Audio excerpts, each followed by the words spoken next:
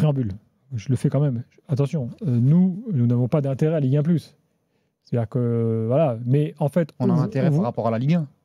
Ah, non, mais ce qu'il veut dire, Gilbert, c'est qu'on ne va pas mettre la veste de représentant. Ah, d'accord, ok. Bah, si on parle de ça ce soir, c'est parce que tous les gens qui nous écoutent, il y a peut-être des fans de Ligue 2, je sais pas, hein, mais tout le monde est intéressé. Parce que la Ligue 2, c'est aussi sur... Ah non, c'est sur BeIN. Bon, donc tout le monde est intéressé par ce qui se passe pour voir le foot à la télé.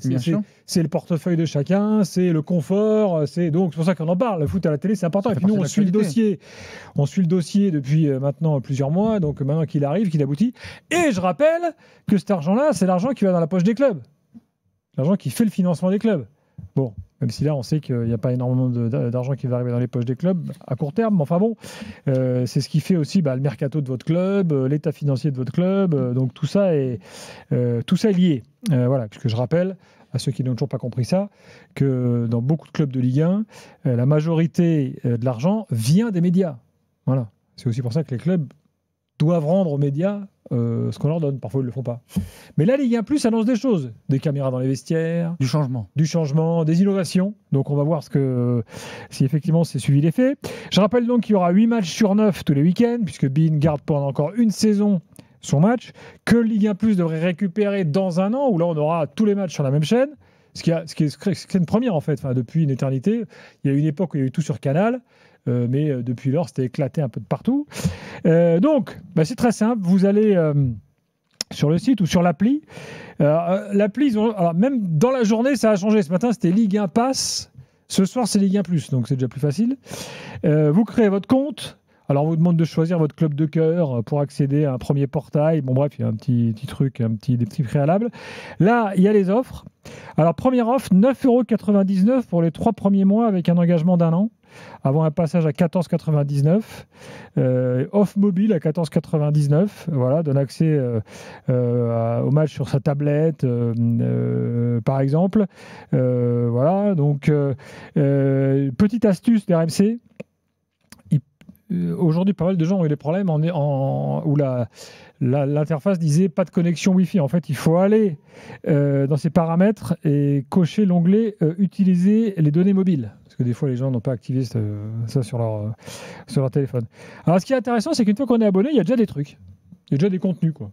Qui ont été les anciens matchs. Alors, il y a les anciens matchs. Il y a, par exemple, des documentaires sur les rivalités de légende. Rivalité de légende, par exemple, entre l'OM et Nice, par exemple. Bon, voilà. Les top 10 buts de légende. Il y a les top... par exemple, là, il y avait les top arrêts de Sirigu. Je ne sais pas pourquoi Sirigu, d'ailleurs, mais enfin bon, pourquoi pas. Et puis, il y avait le top but de Bourigeaud.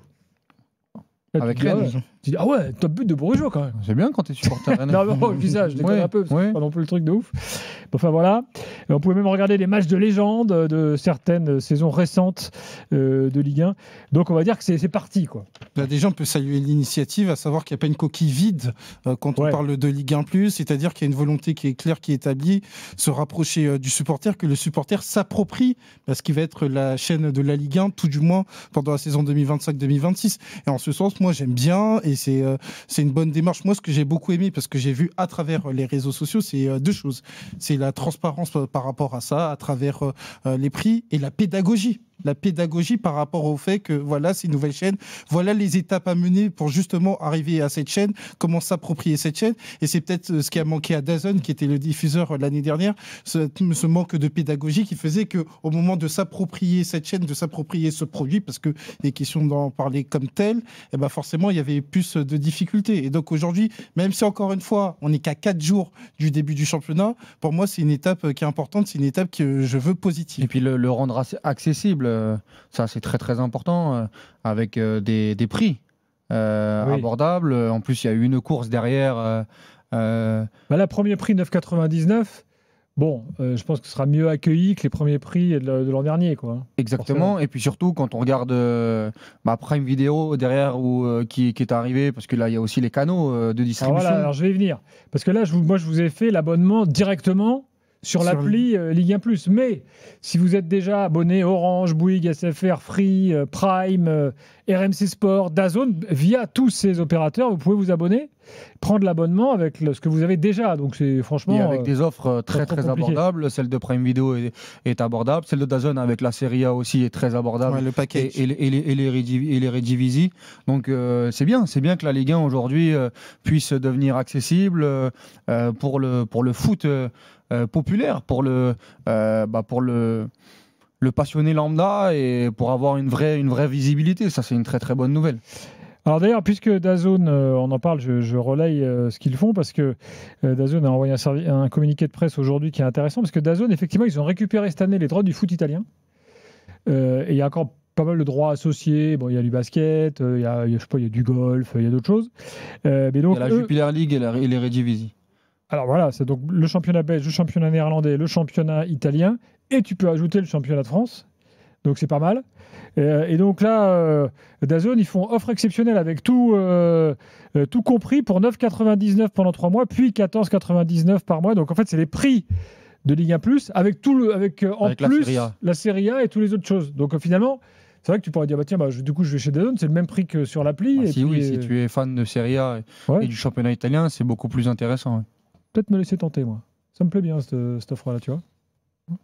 Non, mais c'est intéressant de voir qu'aujourd'hui, il y a une prise de conscience sur les Après, chacun fait ses offres. Amazon a une autre offre qui est à 12,99 aussi. Ouais. Mais attention, tu as parlé de prise de conscience. J'ai parlé d'une première étape positive, mais ce n'est qu'une première étape positive parce qu'il faut aussi voir un travail de fond. Aujourd'hui, il y a quand même une désaffection par rapport à ce qui s'est passé l'année dernière sur la problématique des droits télé, sur des consommateurs qui ne se retrouvaient pas forcément dans l'offre voulue. Et donc aujourd'hui, c'est qu'une première étape. Maintenant, la finalité, c'est déjà de se présenter et de fidéliser. Ouais, on sait très bien que l'étape financière, elle détermine quand même beaucoup de choses. Pas seulement. Non, en tout cas pour la distribution, parce que DAZN et Prime Video, ils vont pas s'occuper de l'édito. Ça va être Ligue 1+ qui va.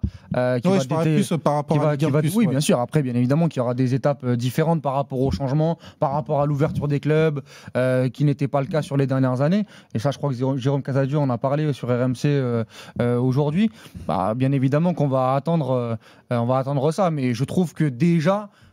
C'est une très très bonne chose de voir que chaque chaîne, chaque canal de distribution puisse envoyer des offres très très abordables pour la Ligue 1, pour notre championnat. Parce que nous, ici, on traite de ce championnat-là et on a envie que tout le monde regarde les matchs. En tout cas, il y a un grand absent, c'est Canal, bien sûr. Ouais. On ne peut pas s'abonner via Canal, évidemment, puisque Canal a dit no way, nous, ça ne nous intéresse pas. On a suivi ça tout l'été. C'est étonnant quand même a posteriori, parce que dans quel sens il y avait eu l'interview de Maxime Saada qui avait dit que le prix était trop il était trop cher, trop élevé, exactement. trop élevé, et que finalement, quand on regarde les prix, ils sont quand même plutôt raisonnables. Donc, est-ce que de Taverneau, après les discussions avec Maxime Saada, a rétro-pédalé? Saada a même expliqué que c'est suite à ces suggestions que le prix final a été fixé. Mais donc pourquoi ne pas se remettre d'accord après ils n'en veulent pas, il y a un litige. Et je rappelle que vendredi, Canal a fait le choix de mettre Liverpool en clair et en gratuit ça on l'a expliqué, en Première Ligue face au match Rennes-Marseille. Mais c'est dommage parce que... ils m'ont fair play d'ailleurs. Il y a une confiance qui est brisée. Ça aurait fait le grand chelem pour tout le monde. Enfin, il y a quand même quelques promesse tenue de Nicolas Taverneau, qui est venu 2 fois dans l'after ces dernières semaines. Il nous avait dit on sera prêt. Bon, voilà, c'est le cas. Vous allez me dire, c'est peut-être un minimum. Enfin bon, lancer comme ça une nouvelle chaîne, une nouvelle plateforme, déjà, il faut être à la hauteur de la technologie. Il faut que ça marche. Il faut tout mettre en branle, le marketing, la techno, la rédaction. Pendant l'été, ils l'ont fait. Il avait dit il y aura un maximum d'opérateurs concernés. C'est le cas, parce que tous les opérateurs sont là. Donc, sauf Canal. Donc, pour l'instant, on va dire que les promesses sont tenues. Maintenant, moi, je les attends sur l'édito, en fait. Enfin, moi, nous, on est de la partie, donc on sait un peu comment ça fonctionne, donc on est à l'envers du décor. Et on se rappelle des demandes de DAZN l'an dernier qui n'ont pas été, comment dirais-je, remplies. C'est-à-dire les demandes très simples. Ils voulaient un peu améliorer les accès, ils voulaient que certains clubs jouent plus le jeu. Là, c'est carrément l'organisateur. Donc la donne va changer à partir du moment où les clubs... J'attends de voir. À partir du moment où les clubs sont dans la danse... en théorie. Oui, en théorie. Dans la pratique, faudra voir. Oui, faudra. Après une défaite du Paris Saint-Germain ou de Marseille. Hier, on racontait que déjà, une interview d'Hakimi, les mecs, ils voulaient intervenir pour couper les bouts, donc le PSG. Donc à voir quand ça se passera mal. Hein. Demain, dans un classico, si le PSG perd un match, est-ce que tu pourras avoir les joueurs que tu as envie? Est-ce que tu pourras avoir l'entraîneur dans les bonnes conditions? Et puis encore une fois, c'est limite, c'est un changement culturel. Et l'accès au vestiaire qu'on nous annonce, super, mais quand? Pourquoi? Est-ce que ce sera en direct? Est-ce que ce sera des images contrôlées, montées? Tout ça. C'est pour ça, il y a plein d'étapes pour moi. Alors, juste petite anecdote, parce que c'est de ceux qui vont dans la poche des clubs de Ligue 1. Sachez quand même que l'État se sert aussi au passage, parce que sur un abonnement à 14,99, il y a systématiquement 2,50 € qui partent pour la TVA, par exemple.